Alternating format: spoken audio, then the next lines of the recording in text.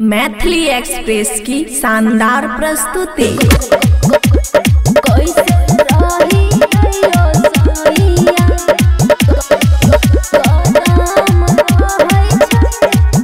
खुशी recording studio बलुआहा। गरमी से राजा हम छिए परेशान, पसीना से भरल रहे दोनों सामान। गरमी से राजा हम छिए परेशान, पसीना से भरल रहे दोनों सामान।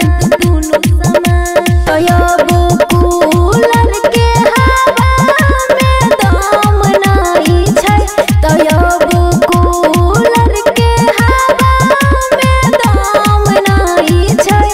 कैसे रहियो सैया लहंगा गरम रहै छै, कैसे रहियो सैया गरम रहै छै।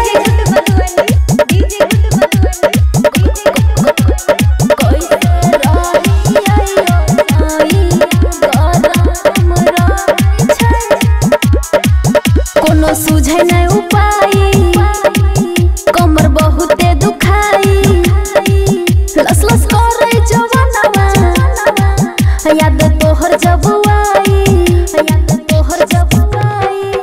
कोनो सुझे नहीं उपाय, कमर बहुते दुखाई, लस लस करे जवानवा, याद तोहर जब आई।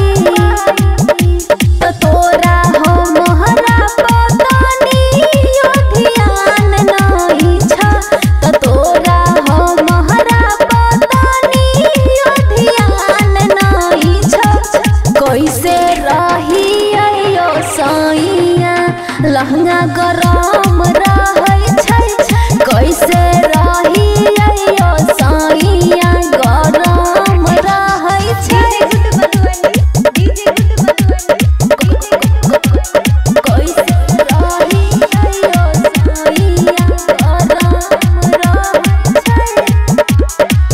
राइटर सुमित साजन करे छिया निहोरा, दीपाल के दुखवा समझ तू थोड़ा।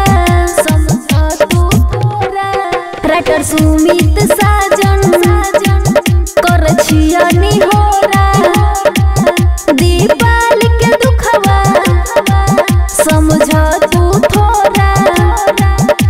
अजित देवहरा के तनियो शरम नहीं छै, अजित देवहरा के तनियो शरम नहीं छै।